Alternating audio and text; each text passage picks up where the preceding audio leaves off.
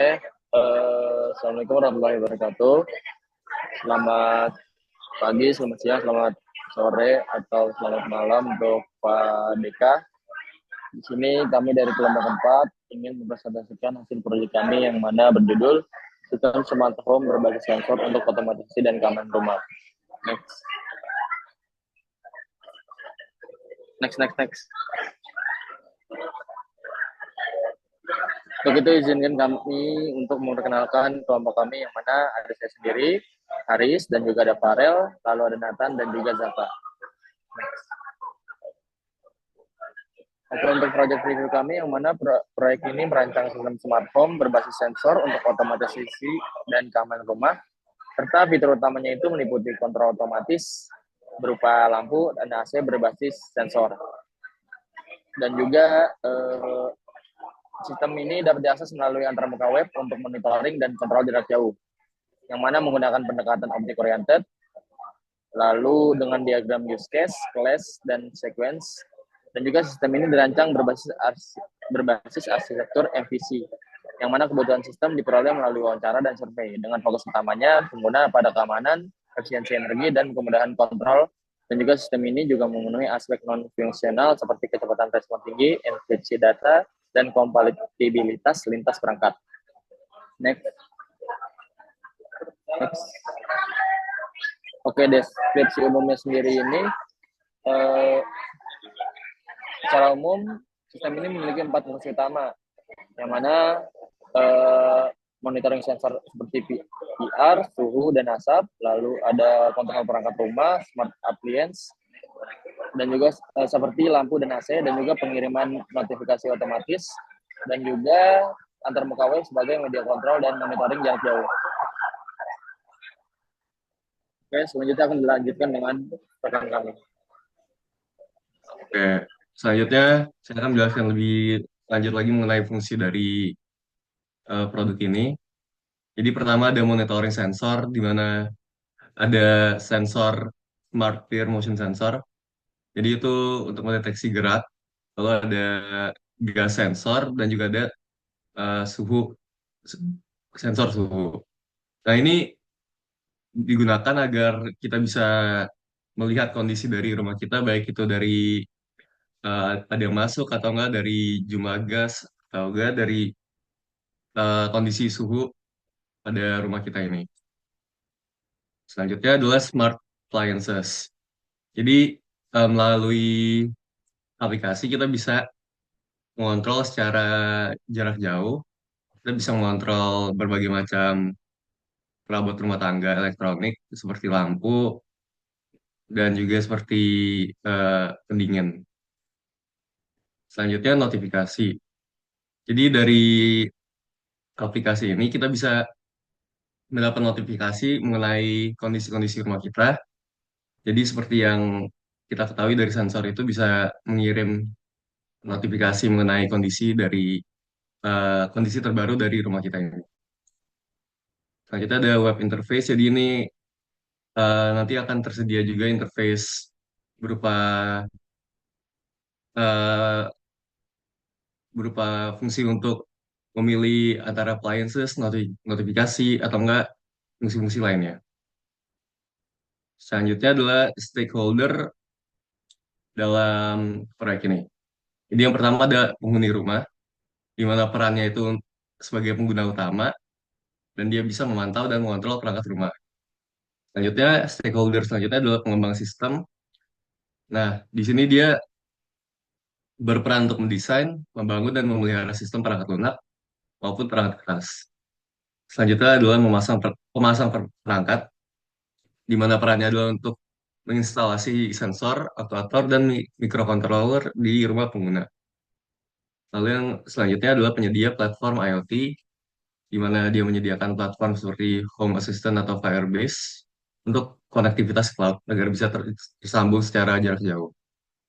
Selanjutnya ada teknisi keamanan, di mana peran ia adalah untuk memastikan sistem alarm, deteksi asap, dan akses pintu bekerja dengan baik. Dan yang terakhir adalah penjual perangkat, yang akan menyediakan komponen perangkat keras, seperti sensor suhu, gas, peer, dan relay. Selanjutnya ada functional requirement. Jadi ada empat. Yang pertama, sistem harus mampu mendeteksi gerakan sensor tir untuk mengontrol lampu otomatis. Selanjutnya, sistem harus mampu memonitor suhu ruangan dan mengatur AC. Yang ketiga, sistem harus mampu mendeteksi asap dan mengirimkan notifikasi ke smartphone pengguna apabila ada konsentrasi asap yang melebihi dari batas normalnya.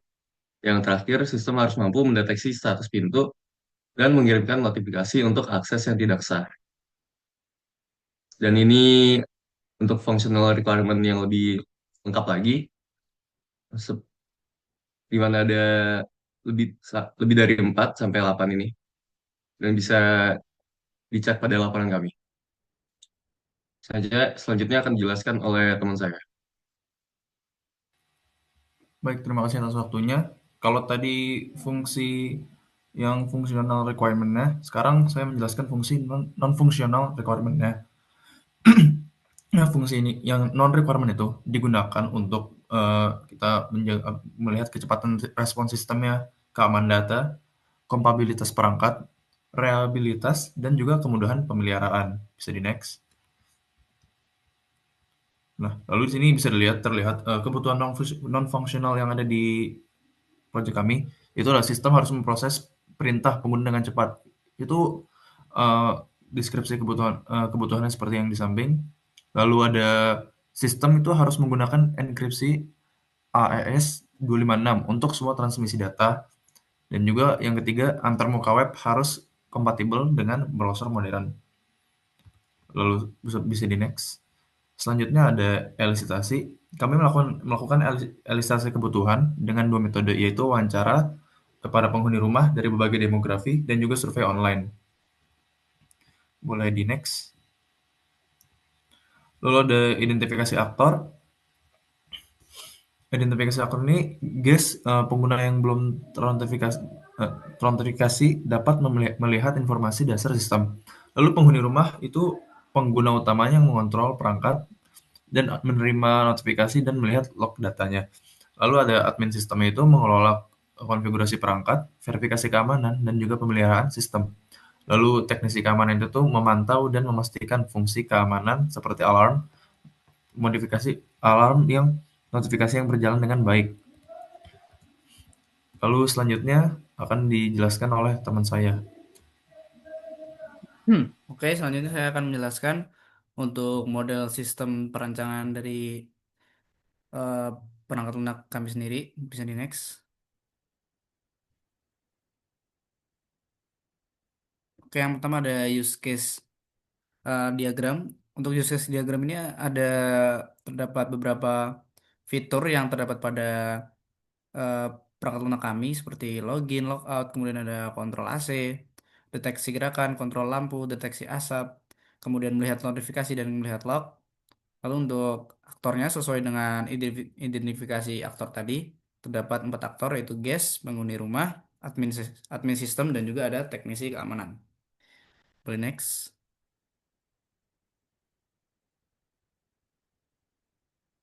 Baik, kemudian lanjut ke kelas diagram. Di kelas diagram ini untuk menjelaskan bagaimana eh, atribut-atribut dari tiap kelas-kelasnya. Jadi untuk kelas utamanya itu ada di user, kemudian ada di smart home system, dan device. Kemudian dari device akan diturunkan ke beberapa kelas lagi seperti sensornya masing-masing. Kemudian ada notifikasi juga. Kemudian untuk contoh-contoh sensor yang kita gunakan seperti motion sensor, temperatur, dan lain sebagainya. Oke, kemudian lanjut ke use case scenario. Bisa di next. Jadi use case skenario ini kami menggunakan dua mencontohkan untuk dua fitur utama kami untuk mendeteksi. Yang pertama untuk mendeteksi gerakan dan kontrol lampu. Jadi use case skenario-nya adalah untuk mendeteksi gerakan dan kontrol lampu otomatis. Tujuannya untuk mengaktifkan dan menonaktifkan lampu secara otomatis berdasarkan deteksi gerakan. Kemudian aktornya itu ada penghuni rumah itu sendiri. Kemudian prakondisinya adalah sistem aktif dan sensor gerakan terpasang serta terhubung dengan kontrol lampu. Kemudian untuk aliran utamanya ada pertama penghuni berada di area dekat sensor. Kemudian sensor akan mendeteksi adanya gerakan. Kemudian sistem akan menerima sinyal dari sensor. Kemudian sistem mengaktifkan lampu secara otomatis. Kemudian jika tidak ada gerakan selama 5 menit, sistem akan mematikan lampu secara otomatis.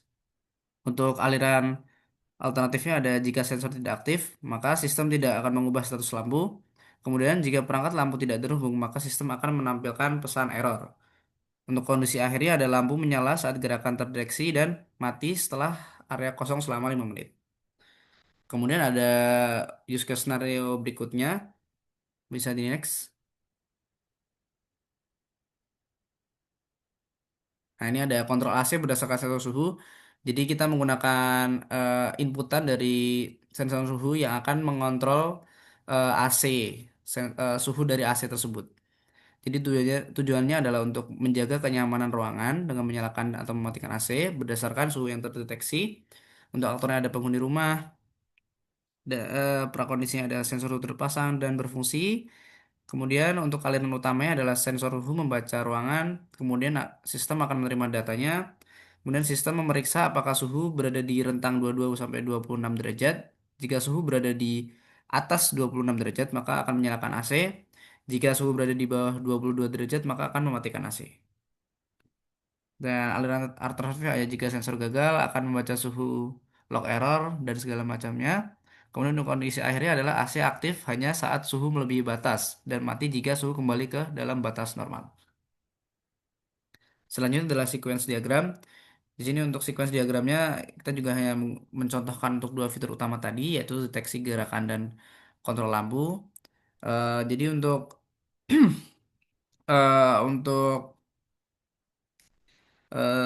use case diagramnya ini adalah untuk yang pertama penghuni rumah berada di dalam rumah, kemudian akan sensor PIR-nya mendeteksi adanya gerakan, kemudian sistem smart home-nya akan mengontrol perangkat berdasarkan inputan dari sensor. Kemudian lampu akan menerima output dari kontrol sistem smart home. Begini untuk kira-kira bentuk dari sequence diagramnya. Jadi sistem ini mendeteksi kehadiran dan secara otomatis akan mengatur pencahayaan berdasarkan aktivitas saat ada pengguna. Bisa di next. Kemudian ini juga untuk use case diagramnya untuk kedua kontrol AC. Jadi intinya adalah sensor suhu akan memberikan inputan kepada sistem smart home. Kemudian jika suhu berada di atas 26 derajat akan dinyalakan AC-nya. Jika suhunya ada di bawah 22 derajat, maka AC akan dimatikan. Kemudian akan menghasilkan status suhu dan AC akan diperbarui setiap dikirim ke penghuni rumah. Jadi diagram ini akan menunjukkan bagaimana pengendalian suhu otomatis berbasis suhu yang dideteksi oleh sensor suhu. Jadi next. Oke, selanjutnya akan diteruskan oleh teman saya. Oke, selanjutnya ini adalah kesimpulannya yang mana hasil dari proyek kami ini merupakan sistem smart home yang kami rancang mampu